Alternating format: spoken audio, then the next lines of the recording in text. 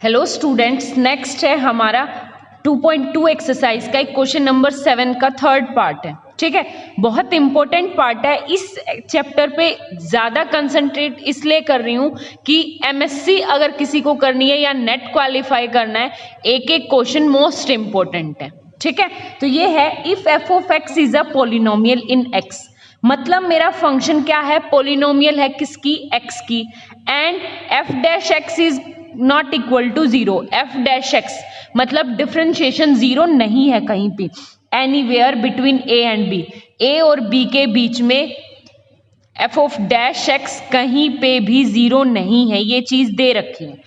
ठीक है, अब ये कह रहा है कि शो दैट, हमें क्या शो करना है, f of x equal to zero can have at most one root. कितना हो सकता है, ज्यादा से ज्यादा एक रूट हो सकता है।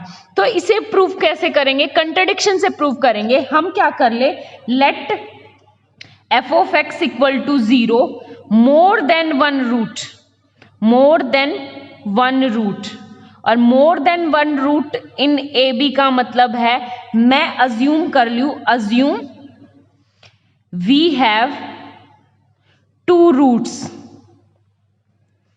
Alpha and beta in a b such that, किस तरह कि एफ ऑफ अल्फा भी जीरो हो एंड एफ ऑफ बीटा भी जीरो हो, और अल्फा और बीटा क्या हो, ए और बी के अंदर के एलिमेंट हो। ठीक है, आगे बात समझ में, ये हमारे पास अज्यूम कर लिया हमने। अज्यूम करेंगे तो एक बात बताओ, सबसे पहले फर्स्ट ए कंडीशन हम क्या चले, f of alpha equal to zero and f of beta equal to zero.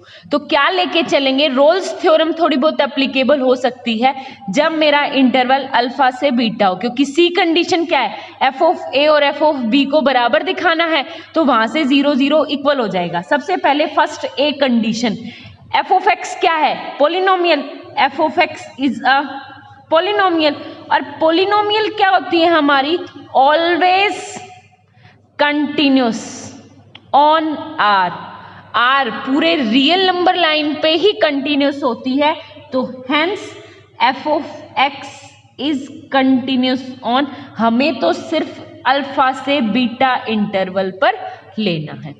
ठीक है, आगे बात समझ में। अब लेके चले बी कंडीशन, पोलिनोमियल, पोलिनोमियल है तो कंटिन्यूस भी होगी और डिफरेंशिएबल भी होगी, तो ये क्या हो जाएगा, F of dash x is also sorry differentiable in open interval alpha से बीटा।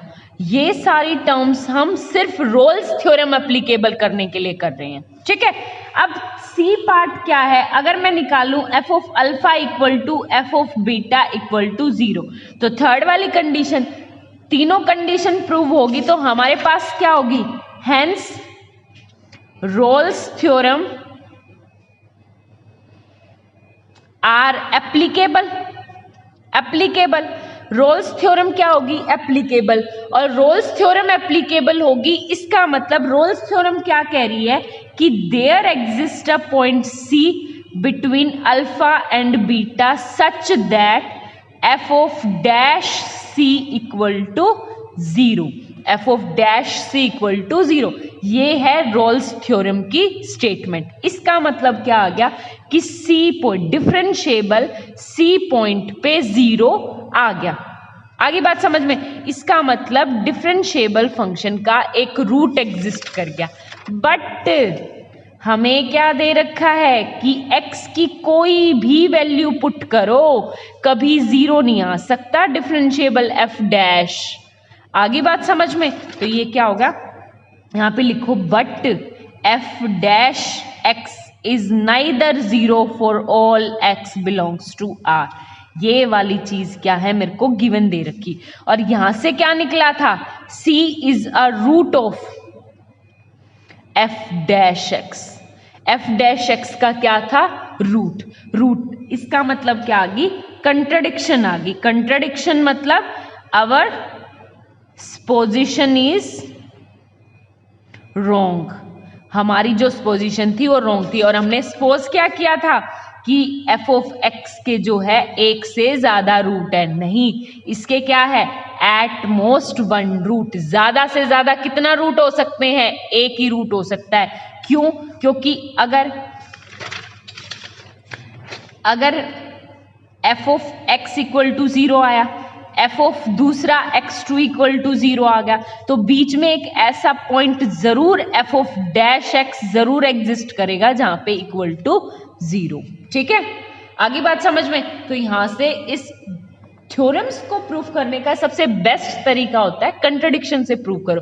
जो चीज हमें प्रूव करनी है ना, उसको लेके ही चलो, उससे अपोजिट लेके चलो।